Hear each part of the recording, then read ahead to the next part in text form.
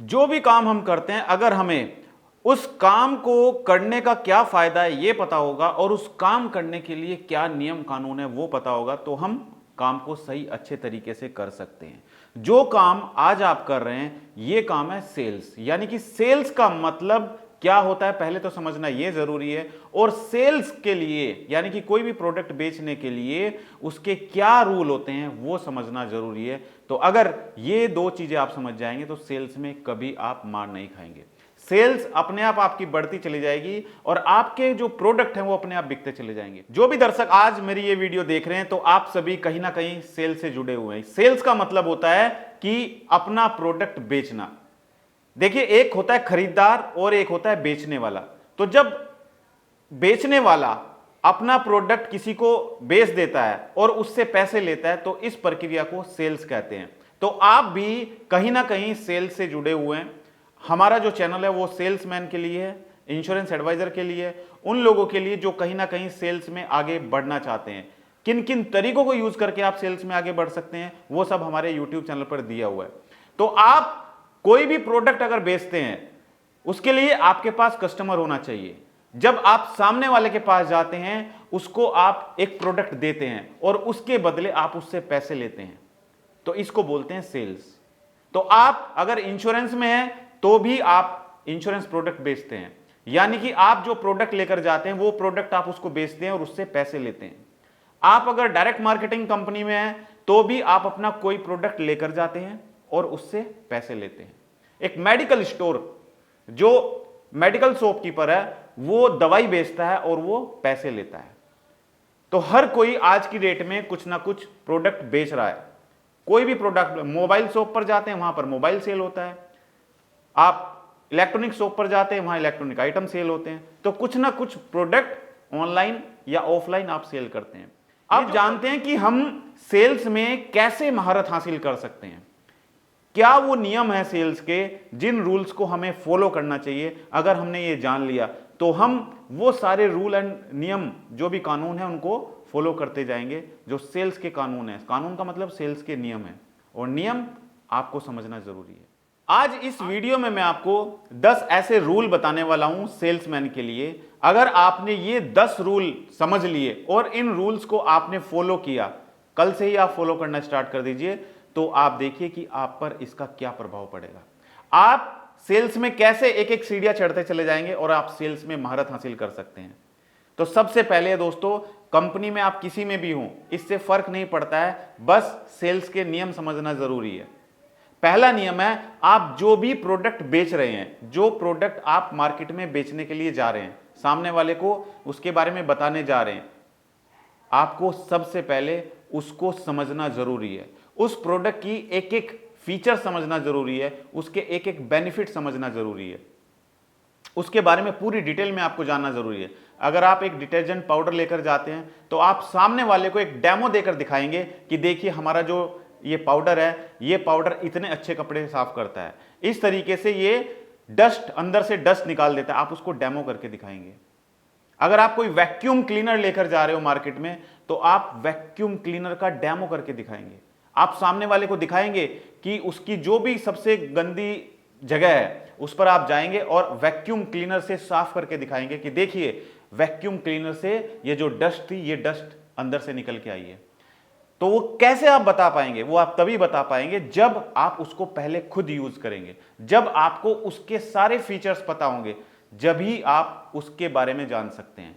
जब तक आप उसके बारे में बारीकी से नहीं जानेंगे तो सामने वाले को आप अच्छे तरीके से उसके बारे में नहीं बता सकते हैं। दूसरा, आपको क्या करके दिखाना है? सामने वाले को अपना प्रोडक्ट एक्सप्लेन करके दिखाना है और उसको डेमो करके दिखाना है। तीसरा दोस्तों, तीसरा नियम है, ऐसा नहीं है कि आपने 10 दिन काम किया और अगले 5 दिन आपने छुट्टी कर ली।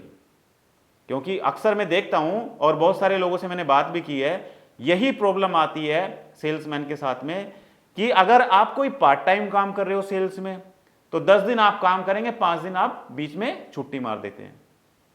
इसका प्रभाव इतना पड़ता है, जो पहले 10 दिन आपने काम किया है उन पहले 10 दिन में जो आपके फॉलोअप्स बने हैं, आप मुझे कमेंट करके बताइए। अगर मैं गलत हूं तो गलत लिखिए, अगर मैं सही हूं तो सही बताइए। क्या ऐसा होता है?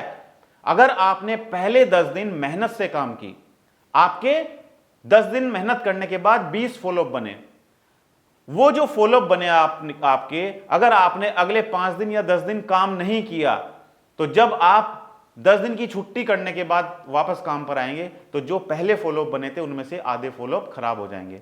कुछ लोग बोल देंगे कि सर हमने तो ले ली, कुछ लोग बोलेंगे हमने तो आपको कॉल करने के लिए बोला था, अब मैं बाहर निकल गया हूं, कुछ लोग बोलेंगे मेरा फंड आया था, वो फंड मेरा मैंने कहीं और इन्वेस्ट कर दिया है। तो ये होता है कि नहीं होता है? ऐसा होता है। तो आपको यही देखना है कि रोज आपको नए नए कस्टमर ढूंढने, ऐसा नहीं है कि आपने 10 दिन कस्टमर ढूंढे उसके बाद अगले 10 दिन आपने छुट्टी की। रोज अपना नियम आप लिख लें, अपना नियम बांध लें कि आपको रोज नए नए कस्टमर ढूंढने हैं, रोज नए कस्टमर से आपको मिलना है, रोज नए लोगों को आपको अपना प्रोडक्ट के बारे में बताना है। रूल नंबर 4 है दोस्तों, आप जितने भी सेल्समैन मेरी वीडियो देख रहे हैं, आपको एक नियम बांध के रखना है, और यह नियम है कि आप कस्टमर के पास जब जाते हो तो ऐसा नहीं है कि आप बोलते जा रहे हो बोलते जा रहे हो बोलते जा रहे हो। कस्टमर से आपको सवाल भी करने हैं। सिर्फ यही नहीं कि प्रोडक्ट के बारे में बताया कि सर इतना दो इतना मिलेगा, ये करो वो करो, ये प्रोडक्ट खरीद लो वो प्रोडक्ट खरीद लो, नहीं, कस्टमर से सवाल भी करो। अगर आप इन्वेस्टमेंट प्रोडक्ट लेकर जा रहे हो तो आप उससे पूछिए कि सर आपकी इन्वेस्टमेंट कहां कहां पर है, किस किस जगह आपने इन्वेस्ट किया हुआ है, क्या सर आपने कभी हमारी कंपनी में इन्वेस्ट किया है कि नहीं किया है, उससे सवाल करो। जब तक आप कस्टमर को एंगेज नहीं रखेंगे, कस्टमर से सवाल नहीं करेंगे, उससे सवाल पूछिए, उसके सवाल को समझिए, तो जब तक आप सवाल नहीं करेंगे तो कहीं ना कहीं उसका ध्यान इधर उधर भटकता रहेगा। उसको एंगेज रखिए अपने साथ में। अगला पॉइंट है दोस्तों, कस्टमर से आपने सवाल तो कर लिया, अब कस्टमर के जो सवाल हैं उन सवालों का आपको जवाब भी देना है, उनको इग्नोर नहीं करना है। अगर आपने सवाल को इग्नोर किया, कस्टमर ने आपसे कोई ऐसा सवाल पूछा जो उसके माइंड में घूम रहा है, कोई प्रोडक्ट खरीदने के लिए, वो ऐसा नहीं है कि आज ही उसने आपको बुलाया और आज ही वो प्रोडक्ट खरीद लेगा। हो सकता है वो पिछले 15 दिन से उस प्रोडक्ट के बारे में सर्च कर रहा हो सकता है वो 15 दिन की बजाय 1 महीने से यूट्यूब पर वीडियो देख रहा हो, या मार्केट में किसी और एग्जीक्यूटिव को बुला के उसने उस प्रोडक्ट के बारे में समझाओ। तो आज आप कस्टमर के सामने गए हो तो हो सकता है उसके माइंड में पहले से ही कुछ सवाल चल रहे हो, तो आपको उनके सवालों का जवाब देना है, सवालों को इग्नोर बिल्कुल नहीं करना है। और आपने अगर उसके सवालों को ध्यान से सुना और सवालों का जवाब दिया तो आपकी आधी सेल यहीं पर डन हो जाती है। तो यह भी एक बहुत बड़ी कमी है सेल्समैन के साथ में, इंश्योरेंस एडवाइजर के साथ में, कि कहीं ना कहीं आप ये गलती करते हो, आप कस्टमर के सवालों को इग्नोर करते हो। ये आपको अपनी गलती को सुधारना है और इसमें आपको इंप्रूवमेंट करना है। कभी कभी क्या होता है दोस्तों कि आप कस्टमर के सामने जाकर अपनी प्रेजेंटेशन देते हैं, उसको प्रोडक्ट बताते हैं, लेकिन कभी आपने ये भी नोटिस किया होगा कि कस्टमर का ध्यान कभी इधर होता है कभी उधर होता है, कभी बच्चे पर होता है, कभी इधर देखता है, टीवी देखता है, मूवी देखता है, अक्सर ऐसा होता है। तो आपको ये सब नोटिस करना है कि आप समय तो पूरा दे रहे हो कस्टमर के साथ में, आप कस्टमर को अच्छे से बता भी रहे हो, लेकिन वो आपके प्रोडक्ट में या आपकी बातों में इंटरेस्ट नहीं ले रहा है। तो इसलिए आपको उसके ध्यान को अपनी तरफ आकर्षित करना है, आपको उसको एंगेज रखना है, उससे सवाल टाइम टू टाइम करते रहने हैं, उससे बातें करनी होती हैं, कुछ पर्सनल बातें भी करनी होती हैं, कुछ उसकी फैमिली के बारे में भी पूछना होता है, तो उसको एंगेज रखना होता है। जब आप उसको एंगेज रखेंगे तभी वो आपके प्रोडक्ट में या फिर आपकी प्रेजेंटेशन में अपना ध्यान लगाएगा और आपकी बात सुनेगा। दोस्तों, सेल्स का रूल नंबर 7 है ट्रस्ट बिल्ड करना। देखिए, आपने सुना होगा जब भी आप फील्ड में जाते हैं, कोई प्रोडक्ट लेकर जाते हैं, तो ये बात सुनने को मिलती है कि मेरा तो जानकार है, मैं तो अपने जानकार से लूंगा। क्यों? कभी सोचा आपने? वो सिर्फ इसलिए होता है ट्रस्ट के लिए, क्योंकि लोग हमेशा प्रोडक्ट खरीदना वहीं से चाहते हैं जहां पर उनका ट्रस्ट हो।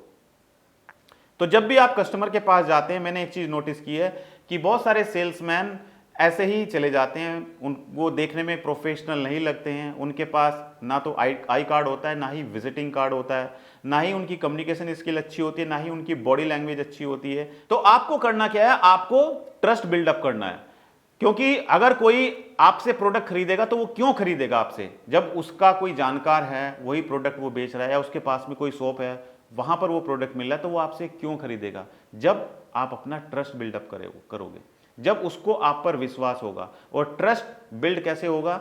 आपकी अच्छी कम्युनिकेशन स्किल होनी चाहिए, आपके पास आई कार्ड होना चाहिए, आपके पास विजिटिंग कार्ड होना चाहिए, आपकी बॉडी लैंग्वेज अच्छी होनी चाहिए, आपकी कम्युनिकेशन स्किल अच्छी होनी चाहिए, आपका जो ड्रेसिंग सेंस है वो अच्छा होना चाहिए, एक प्रोफेशनल आप लगने चाहिए। ये आपको ध्यान रखना है और इसी कारण से ये कमियां हैं, इसी कारण से आप सामने वाले के ऊपर ट्रस्ट बिल्ड नहीं कर पाते हो। अगला पॉइंट है दोस्तों कि हम जाते ही अपना प्रोडक्ट बेचना शुरू कर देते हैं, कस्टमर को उसमें इंटरेस्ट नहीं है, कस्टमर को आपके प्रोडक्ट में कोई इंटरेस्ट नहीं है, कस्टमर को इंटरेस्ट है कि आपका प्रोडक्ट उसके लिए क्यों बेनिफिशियल है, आपका प्रोडक्ट उसके लिए क्यों फायदेमंद है। तो हमेशा जाते ही कस्टमर को अपना प्रोडक्ट बेचने में मत लगिए, आप कस्टमर को उसके फायदे बताइए कि कस्टमर को आपका प्रोडक्ट खरीदने के बाद क्या फायदे होने वाले हैं। उसको ये मतलब नहीं है कि आपका प्रोडक्ट इतने का मिल रहा है, आपका प्रोडक्ट मार्केट में सस्ता है, आपके प्रोडक्ट में ये क्वालिटी है, उसको मतलब है कि उसको क्या बेनिफिट मिल रहा है। अगर मेरे को मोबाइल फोन खरीदना है लेकिन मुझे नहीं पता है कि मोबाइल फोन के बेनिफिट क्या है, क्यों मोबाइल फोन खरीदना चाहिए, मुझे मतलब है कि मोबाइल फोन खरीदने से मैं अपने दोस्त के साथ में बात कर सकता हूं जो यूएसए में है, मोबाइल फोन खरीदने से मैं वीडियो कॉल से अपने बच्चे के साथ में बात कर सकता हूं, मुझे बेनिफिट पता चलेंगे तभी तो जाके मैं मोबाइल खरीदूंगा। मुझे क्या मतलब है कि आपकी कंपनी ने कितना अच्छा मोबाइल बनाया हुआ है, उससे कस्टमर को कोई मतलब नहीं है। सेल्स का रूल नंबर 9 है दोस्तों, कस्टमर का टाइम बहुत कीमती होता है। अगर कस्टमर ने आपको शाम को 7 बजे का समय दिया है तो उसके टाइम की रेस्पेक्ट कीजिए। आपको जो उसने समय दिया है उससे 5 मिनट पहले आपको उसके पास पहुंचना है। बहुत सारे लोग गलती ये करते हैं कि समय 7 बजे का दिया है, कस्टमर के पास पहुंच रहे हैं 8 बजे। सर सॉरी मैं लेट हो गया, सर गाड़ी लेट हो गई थी, सर सॉरी रास्ते में ट्रैफिक मिल गया था, सर वो गाड़ी में पंचर हो गया था। तो ये बहाने बनाते हैं। अगर आप टाइम के पंक्चुअल नहीं हो तो ये चीज दर्शाता है कि कहीं ना कहीं आप अपने काम में सीरियस नहीं हो सकता है सामने वाले ने किसी को अपॉइंटमेंट दिया हो आधे घंटे के बाद और आप समय पर नहीं पहुंचे, आधे घंटे के बाद वो चला गया, किसी मीटिंग में बिजी हो गया, उसके बाद वो कस्टमर आपको जिंदगी भर नहीं मिलता है। आप फोन करते रहिए, वो बोल देगा मैं बाहर हूं, अब मेरे पास समय नहीं है, उस दिन मैंने बोला था आप आए नहीं हो। तो हमेशा कस्टमर से अगर आपको अपॉइंटमेंट मिला है तो उसके समय को, उसके टाइम को आप वैल्यू दीजिए, उसके पास उस टाइम से 5 मिनट पहले आपको पहुंचना है। और दोस्तों सेल्स का रूल नंबर 10 है जो आपकी पूरी मेहनत का निचोड़ निकालता है, वो है कि आपने जितनी मेहनत करी, ये 9 पॉइंट जो आपने सीखे, इन 9 पॉइंट के बाद आपके पास जो कस्टमर बने, आप जिन कस्टमर से मिले हो, जिनको आपने अपना प्रोडक्ट समझाया है, उनको समझाकर तो आप आ गए हो अपने घर पे, अपने ऑफिस में, अब आपको उनको रेगुलर फॉलोअप करना है।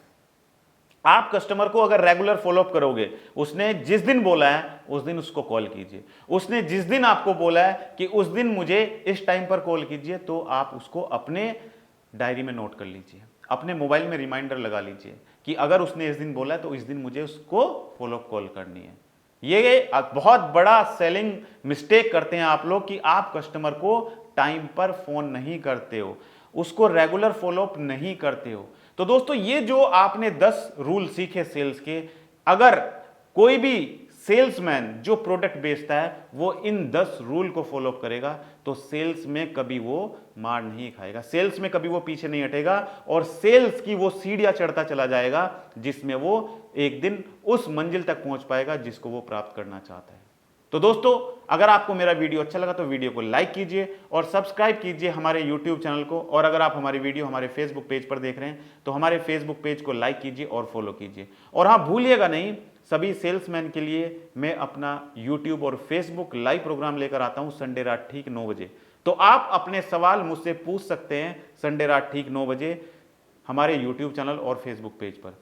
तो आज की इस वीडियो में इतना ही। थैंक यू सो मच, बहुत बहुत धन्यवाद आप सभी का हमारी वीडियो से जुड़ने के लिए। Thank you so much.